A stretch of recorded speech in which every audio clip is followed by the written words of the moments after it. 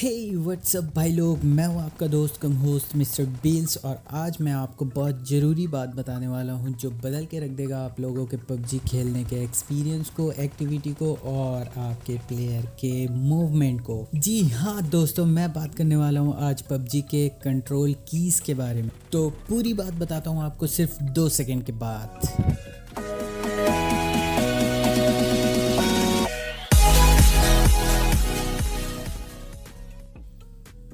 तो भाई लोग, कंट्रोल की क्या होते हैं? तो जब भी हम पबजी की शुरुआत करते हैं तो पबजी हमें एक अपना खुद का कंट्रोल देता है ताकि हम उससे अपने प्लेयर को ऑपरेट कर सकते हैं, जो कि आपके स्क्रीन में है, ये रहा।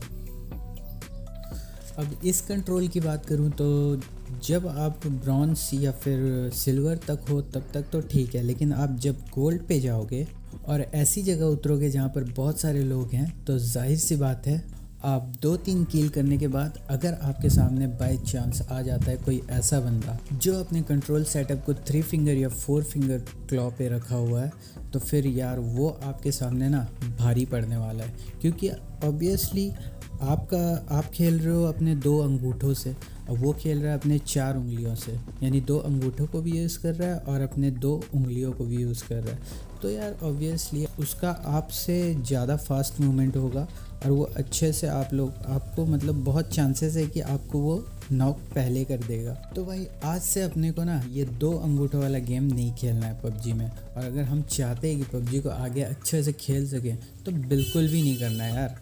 मतलब कसम खा लो, जहर खा लो, जो खाना है खा लो, लेकिन याद रख लो कि इस 2 फिंगर यानी 2 अंगूठों से हमें पबजी नहीं खेलना है। हमें खेलना है या तो 3 फिंगर क्लॉ में या तो फिर 4 फिंगर क्लॉ में।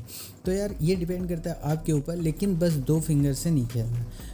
तो मैं बताऊंगा आपको बेस्ट कंट्रोल सेटअप जिससे मैं खुद ही खेल रहा हूँ। और ज़रूरी नहीं है जैसा मैं बताऊँ वैसा आपको भी रखना है यार। ये आपके ऊपर डिपेंड करता है कि आपको किस में कंफर्टेबल लग रहा है, मतलब कैसे कंट्रोल में कंफर्टेबल लग रहा है। लेकिन यार बस 2 फिंगर से नहीं खेलेंगे, या तो इवन कम से कम हम 3 फिंगर से खेलेंगे और ज़्यादा से ज़्यादा हो सके तो 4 फिंगर से तो खेलेंगे ही। तो चलिए फिर शुरुआत करते हैं। मैं आपको बताता हूँ कैसे अपना कंट्रोल सेटअप चेंज करना है और क्या उसका सही तरीका है जो मैं खुद यूज़ करता हूँ। बाकी देखते हैं। तो भाई पबजी के कंट्रोल की इसको सेट करने के लिए सबसे पहले आपको जाना है अपने सेटिंग पे। और सेटिंग पे जाओगे, देखो बहुत सारे ऑप्शंस यहाँ पर आ रहे हैं, उनमें से आपको क्लिक करना है कंट्रोल पे। और फर्स्ट वाले सेटअप में हम क्लासिक के में कस्टमाइज़ करते हैं इसको। तो देखो जो बेसिकली हमको मिलता है यही सेटअप मिलता है पबजी की तरफ से। तो अब हम लोग को क्या करना है, सबसे पहले ये जो कीड़े मकोड़े की तरह दिख रहे हैं इनको जमाना है। देखो अब ड्राइव जो करते हैं हम लोग, तो ड्राइव के लिए हम ज़रूरी नहीं इतना बड़ा हमको रखना है, इसका छोटा सा भी रख सकते हैं, ठीक है, इतना ठीक है। तो इसको पहले यहाँ सेटअप कर देते हैं। फिर ये है जो आपका गेट ओपन होता है, तो सेम टाइम में आप ड्राइव नहीं करोगे और गेट ओपन नहीं करोगे, तो इसको दोनों को मिला के एक साथ रख सकते हो। उसी तरह यहाँ पर एक्सिट को भी मैं रख देता हूँ, क्योंकि सेम टाइम में आप या तो गाड़ी में बैठने के लिए ड्राइव या गेट इन करोगे या तो फिर एक्सिट करोगे, तो एक साथ इन चीज़ों को रख देता हूँ। और स्कीट का जो है इसको भी मैं बीच में रख देता हूँ, ये साथ में ही। अब ये जो हमारा पेटी जो हम लूटते हैं और सामान सब दिखाता है उसमें, उसको मैं सीधे मिडिल पे रखता हूँ, ठीक है, ताकि मुझे डायरेक्टली दिखाए। और उसके बाद जो हम किसी चीज़ को पिक करना है, सडन पिक, ऑटो पिक करना है या नहीं करना है, तो उसका भी मैं ये पेटी वाले के नीचे रख देता हूँ। अब रिवाइव करना है तो ज़रूरी नहीं इतना बड़ा दिखना, तो इसको मैं छोटा कर देता हूँ। ये हम लोग का सेटिंग को हम लोग रख देते हैं सेटिंग की जगह पे, जहाँ पहले से ही वो मौजूद रहता है, तो वहाँ पर रख देते हैं। और आपने बचपन में जॉयस्टिक से गेम तो खेला ही होगा, तो यार पबजी भी एक गेम ही है। तो मैं प्रेफर करता हूँ कि मैं अपने पबजी को ना जॉयस्टिक के टाइप से ही मतलब बनाता हूँ। तो ये देखो, ये मेरा हो गया बैठने वाला बटन, ठीक है। बीच वाला बटन जो है वो रीलोडिंग के लिए, और ये हो गया जंप के लिए। आपने देखना जॉयस्टिक से अगर गेम खेला होगा तो उसके सेटअप भी, उसकी कीज़ भी ऐसे ही रहते हैं।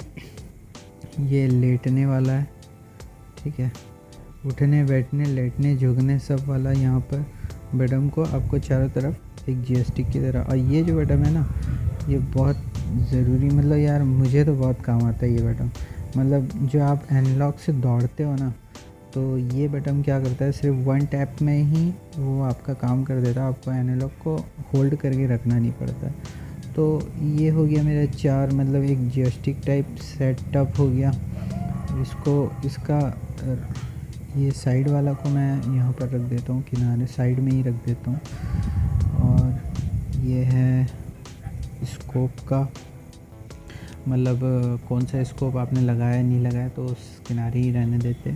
स्कोप यार देखो अगर आप पिक अनेबल करते हो ना, ये राइट पिक और लेफ़्ट पिक, तो फिर आपको स्कोप की ज़रूरत नहीं पड़ने वाली है, क्योंकि आप राइट पिक जैसे पिक ओपन करोगे, मतलब पिक को क्लिक करोगे तो ऑटोमेटिक आपका स्कोप भी ओपन हो जाएगा।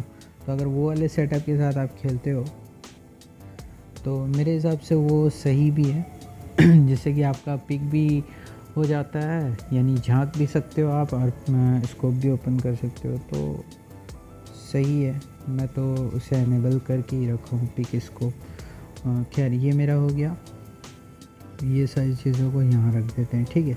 ये मेरे 4 बटन्स एक जॉयस्टिक की तरह हो गए, ठीक है, जिसमें से कि मैं दौड़ सकता हूँ, बैठ सकता हूँ, लेट सकता हूँ और जंप कर सकता हूँ। बीच वाला बटन रीलोडिंग बटन हो गया। अब बात करते हैं यार, मतलब ट्रिपल फिंगर, मतलब ये सारा सेटअप तो अंगूठों वाला था। अंगूठों वाले में ये मेरा राइट अंगूठा का था और ये लेफ़्ट अंगूठा का।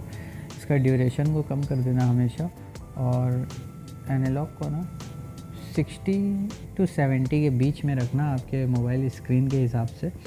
और जहाँ तक आपका अंगूठा जाता है ना, मेरा यहाँ तक जा रहा है मेरा अंगूठा, तो उसके बीच में ही रखना इसको, और थोड़ा सा नीचे डाउन करके रखना। अब ये है FPP और TPP, आप जानते ही होंगे। FPP में पूरा कैमरा व्यू दिखाता है और TPP में आपके बंदे के साथ आपका कैमरा व्यू दिखाता है।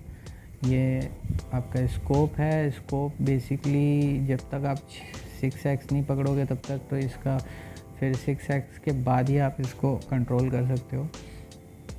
इसको भी बीच में रख देते हैं, ठीक है। हाँ, अब बात करते हैं हमारे 3 फिंगर सेटअप की। तो 3 फिंगर के लिए आपको जो लेफ़्ट हैंड की जो फर्स्ट फिंगर है ना, वो लेफ़्ट हैंड का फर्स्ट फिंगर अब इसे ऑपरेट करेगा। तो यहाँ 2 फायर बटन है, तो मैं दोनों को आसपास ही रखता हूँ ताकि एक मिस हो भी गया तो दूसरा क्लिक हो ही जाए। मतलब ठीक टाइम में बंदा जब मैं मार रहा हूँ तब कोई धोखा ना मिले। देखो अब मेरे फिंगर आराम से इसमें टच हो रहे हैं, ठीक है। ये मेरा फर्स्ट लेफ़्ट हैंड का फर्स्ट फिंगर है। तो ये हो गया, ये मेरा ट्रिपल फिंगर क्लॉ हो गया। अब अगर आप लोग चाहते हो कि 4 फिंगर क्लॉ करना, तो यार सिंपल है, यहाँ पर आप रख लो। अब ये दोनों पिक एंड स्कोप के बटन में, तो ये आपका हो गया लेफ़्ट पिक और ये आपका हो गया राइट पिक, ठीक है। इसे भी मस्त बड़ा बड़ा करके रख लो ताकि कहीं भी टैप करो तो क्लिक हो ही जाना चाहिए इस टाइप का। मतलब आप ना क्या करना, अपने मोबाइल पे अपना हाथ रख के अपने राइट हैंड के फर्स्ट फिंगर को टच करना, जहाँ पर जा रहा है वहीं पर ही रखना। क्योंकि देखो हर मोबाइल का अलग अलग स्क्रीन साइज होता है, तो उसके हिसाब से आपका फिंगर कहाँ पर टच हो रहा है ये चीज़ आपको खुद ही में देखना पड़ेगा। तो मेरा तो देखो, मेरा लेफ़्ट हैंड का फर्स्ट फिंगर यहाँ टच हो रहा है और राइट हैंड का यहाँ। तो अब मैं यहाँ से यहाँ तक इसे टच कर सकता हूँ इन दोनों को, ठीक है। ये मैंने सेटअप कर लिया अपना। तो अब ये सारी चीज़, ये है आई बटन। मतलब दौड़ते दौड़ते अपने बैकग्राउंड को देखना चाहते हो तो इसे हमेशा नीचे की तरफ रखो ताकि ऊपर का व्यू भी, हम बहुत बार ऐसा है कि देखते हैं और यहीं पर रहना ही इसका ठीक है। तो ये सारा सेटअप हो गया। अब ये जो नेट है, ये नेट को ना, इस नेट को हम लोग रख देते हैं यहाँ पे, ठीक है। इससे क्या होगा, और इसका एक कैंसिल बटन, हाँ, ये इसको भी हम लोग यहाँ रख देते हैं। तो अब हम लोग को क्या है, हम लोग का राइट जो थंब होता है ना वो बहुत ज़्यादा मतलब एक्टिविटी दिखाता है, मतलब एक्टिव रहता है हर चीज़ के लिए, तो ये सारे बटन को वो आराम से कंट्रोल कर लेगा। ये नेट कुक कर लिया आपने, अब मान लो कैंसिल करना है तो यहीं से ही कैंसिल कर सकते हो, ठीक है। तो ये सारे चीज़ों के लिए अब लेफ़्ट हैंड का जो राइट हैंड का जो आपका फर्स्ट फिंगर है तो वो चीज़ से आप स्कोप अनेबल कर सकते हो, सेटिंग्स चेक कर सकते हो, या आप चाहो तो यहाँ पर और कोई भी बटन को रख सकते हो, जो बटन आप चाहते हो यहाँ पर रखना, ठीक है। और आपका जो लेफ़्ट थंब है वो यहाँ से आप उसे एनालॉग ऑपरेट करोगे। ये बैक वाला जो बटन है ना, इसको या तो फिर इस तरफ रखना या तो फिर इस तरफ रखना। बहुत बार ऐसा होता है कि आप थंब से खेलते रहोगे और एनालॉग को टर्न करते रहोगे और अचानक ये बैक का बटन ना क्लिक हो जाता है आपकी थंब के नीचे वाले स्किन से टच होके। उस टाइम जब आपको बंदे को मार रहे हो और जब उस कंडीशन में ऐसा होता है ना, तो फिर यार मेरे साथ बहुत बार हो चुका है, इसलिए तब से मैं इसको यहाँ किनारे पे रखता हूँ ताकि ये एरिया पूरा मेरा खाली रहे और यहाँ पर कोई प्रॉब्लम ना है। तो ये हो गया। इसके अलावा मैप ऐप को भी हटा सकते हो, ये सब चीज़ों को भी आप हटा सकते हो, ये आपके ऊपर है, आप इसको यहाँ रहने देना चाहते हो या कहीं और। इसके बाद फिर आपको क्या करना है, अपना जो ये गन वाला बटन है ना, मतलब आपको दो वेपन पिक, मतलब आप दो वेपन एक साथ रख सकते हो। तो ये दो वेपन को ना ऐसे लगा देना ऊपर और नीचे करके। इससे क्या होगा ना, जब आप किसी एनिमी को मारते हो और अचानक आपका मैगज़ीन ख़त्म हो जाता है और फिर से रिलोडिंग करने का टाइम आता है, तो उस कंडीशन में क्या होता है, आप बिना रिलोड करे नेक्स्ट वाला जो रिलोडेड वेपन रहेगा उससे फायर करके उसे मार सकते हो और फिर वो नॉक होने के बाद फिर आराम से दोनों को रिलोड करके रख सकते हो। तो ये फ़ायदा होता है और ये बहुत इम्पॉर्टेंट भी है, इसको ज़रूर यूज़ करना आप लोग। और ये जो एक छोटा सा हमें कट्टा रखने का ऑप्शन आता है या शॉट गन रखने का ऑप्शन आता है, उसको हम यहीं पर ही रख देंगे, ठीक है। अब हो चुका है हमारा सारा सेटअप, अब कुछ नहीं करना है भाई, अब इसको सेव कर देना है। तो यहाँ देखो क्या बता रहा है, लेआउट अपडेट। तो ये आपका जो अभी मैं बना रहा हूँ 2 नंबर वाले लेआउट में, तो ये दूसरे नंबर का लेआउट मेरा सेट हो चुका है इस कंट्रोल में। फिर आपके ऊपर है भाई लोग, मैं नहीं बोलूँगा कि मेरा जो कंट्रोल सेटअप है इसको आप कॉपी करो, आप अपने हिसाब से खेलो भाई लोग। लेकिन बस ये है कि ये जो दो अंगूठे हैं ना, ये दो अंगूठों से मत खेलना, 4 फिंगर से आप ज़रूर खेलना, ये चारों फिंगर से, या फिर कम से कम 3 फिंगर से तो खेलना ही। और हाँ, और एक चीज़ बात, जब जिस चीज़ के आप मतलब प्रैक्टिस आपका हो चुका होगा, कि जैसे अब फायर बटन का प्रैक्टिस हो चुका है, स्कोप अनेबल करने का, स्कोप और पिक करने का प्रैक्टिस हो चुका, तो उसको ना फिर बाद में आगे चल के ट्रांसपेरेंट कर देना, ठीक है। अब इस सेटअप के साथ हम अपना गेम स्टार्ट करते हैं और देखते हैं। तो यहाँ हम लोग आ चुके हैं एक ट्रेनिंग फील्ड पे और देखो अब ये मूवमेंट मेरा देखो, ये एनालॉग थोड़ा सा, इसे मैं जस्ट थोड़ा सा टर्न करता हूँ तो ये दौड़ना चालू कर देता है। मतलब ये अभी स्लो चल रहा है लेकिन थोड़ा सा ऊपर खींचता हूँ तो ये दौड़ना चालू कर दे रहा है। तो छोटा एनालॉग का यही फ़ायदा है। ये मेरा जंप का बटन हो गया, ठीक है। ये मैं बैठ सकता हूँ, ऐसे बैठते हुए दौड़ सकता हूँ। उसके बाद फिर मैं लेट सकता हूँ, मतलब उसके बाद देखो ये 1 टच वाला जो बता रहा था, एक बार टच करोगे दौड़ते रहेगा, ठीक है।